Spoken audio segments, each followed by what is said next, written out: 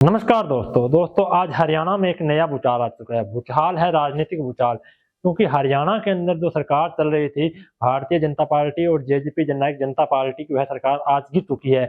और आज गिरने के बाद सुबह 9 बजे ये सरकार गिरी और शाम को 5 बजे भारतीय जनता पार्टी ने नई सरकार बनाई और जो निर्दलीय विधायक थे उनके साथ मिलकर नई सरकार बना ली है।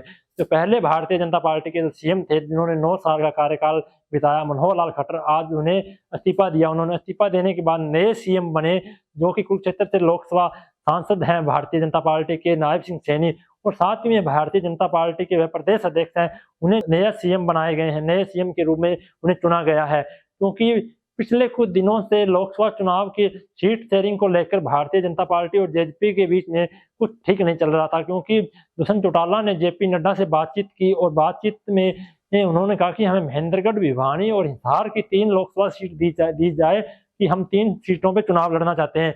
तो वहीं जेपी नड्डा ने स्पष्ट कहा कि हम 10 की 10 सीट पर हरियाणा में चुनाव लड़ेंगे और हमारा जो 370 प्लस का एजेंडा है हम उसको मद्देनजर देखते हुए, तो वहीं दुष्यंत चौटाला को उन्होंने गठबंधन से अलग करने के लिए आज ये जो सरकार चल रही थी सरकार से इस्तीफा दे दिया और नई सरकार बनाई है। क्योंकि पिछले जो लोकसभा इलेक्शन थे उसमें भारतीय जनता पार्टी को हरियाणा में 10 की 10 सीटें जीती थी और वह चाहती है कि दोबारा से इसी फॉर्मूले पे दोबारा से काम किया जाए। और हरियाणा में जो अभी लोकसभा चुनाव होने वाले हैं, जो उसको मद्देनजर देखते हुए वह 10 की 10 सीट पर अपनी तैयारी करने में जुटे हुए हैं।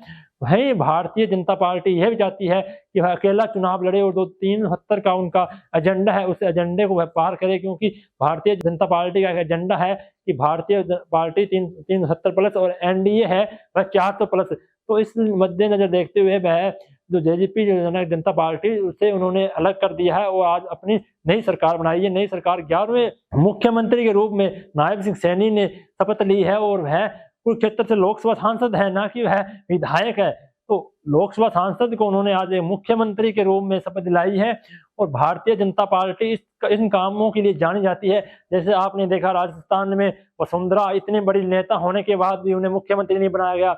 मध्य प्रदेश में आपने देखा जो इनके शिवराज चौहान जो इतने बड़े नेता थे जिनके नाम पर इन्होंने मध्य प्रदेश में चुनाव जीता, उन्हें मुख्यमंत्री नहीं बनाया गया। क्योंकि भारतीय जनता पार्टी की जो राजनीति है वह एक ऐसी राजनीति है, वह किसी ऐसा चेहरा ढूंढते हैं जिस चेहरे पे फोकस ज्यादा नहीं होता, वह चेहरे को जो लेके आते हैं वह पिछले जो दिल्ली से उनका चेहरा आता है, वह चेहरा उनको तो जो भी जिस प्रदेश में सरकार होती है उसको वह दिल्ली से चेहरा दिया जाता है। वहीं ये भी अंदाजा लगाया जा रहा है कि जो इनके जो गृह मंत्री थे अनिल विज, वह भी नाराज है, क्योंकि वह 6 बार के विधायक है और उन्हें इस तरह नजरअंदाज करना, सीएम के रेस में एक दावेदार और एक मजबूत चेहरा थे, उन्हें भी आज इस तरह से नजरअंदाज किया गया।